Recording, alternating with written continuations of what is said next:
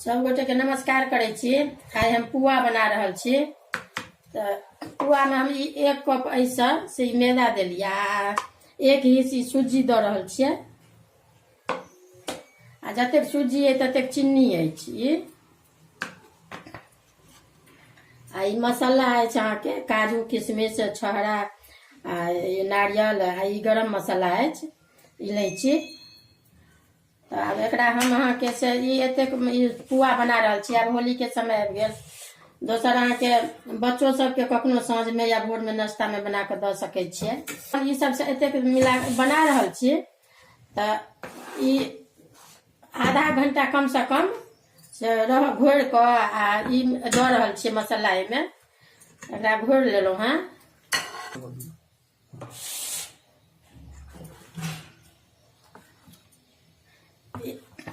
ई मैदा में अहाँ के सब चीज मिला देलिए। ई मैदा सूजी के अहाँ के पुआ बना रहल छी मिला के। कनी सूजी मिला दै छी तो कनी नीक होइ छै करापन। मैदा ये सूजी मैदा मसाला सब सबटा द के ई एहि टाइप के एना के पातर रह देबै। जतेक कनी ने पातरे रहे ने गाढ़े रहे ई टाइप के। ई करछ लऽ के हम एहि दुआरे बना रहल छी। अहाँ कटोरो कप से बना रहल छी, कप से या कटोरा से।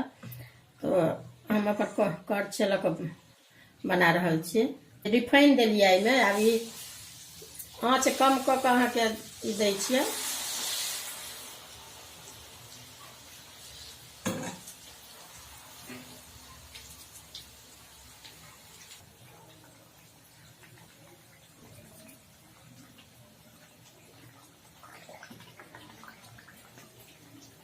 अब ई भ गेल बना लेलहुँ। आब ई निकालै छी। आब लाइन कटै छी। कनी लाल कऽ कऽ एना कऽ कऽ निकालब ने तो नीक लागत कुरकुर।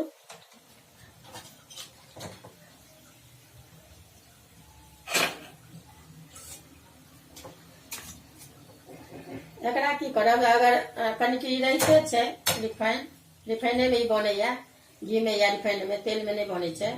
तो जेना छोलनी आ झाँझ अछि ने तो एकरा एना एना कऽ कऽ से झाड़ि देबै 2-4 बेर तो निकलि जाइ छै अहाँ के रिफाइन। अब ई पुआ बन के देखियो। मैदा में अहाँ केरो पीस के द सकै छियै या आटा चाउर के आटा रहत तो सेहो मिला सकै छियै। अब ई हम ई सूजी आ मैदा के बनेलहुँ हैं तो बन के तैयार है। देखबे अगर वीडियो नीक लागत तो लाइक करब। ई अब होली के अवसर पर आबि गेल। धियो पुता अहाँ के कनिक मनिक नाश्ता में जेना कहियो काल के होइया जे की बनाबू नहीं बनाबू कनी घोर लेबै तुरंते बना के धिया पुता के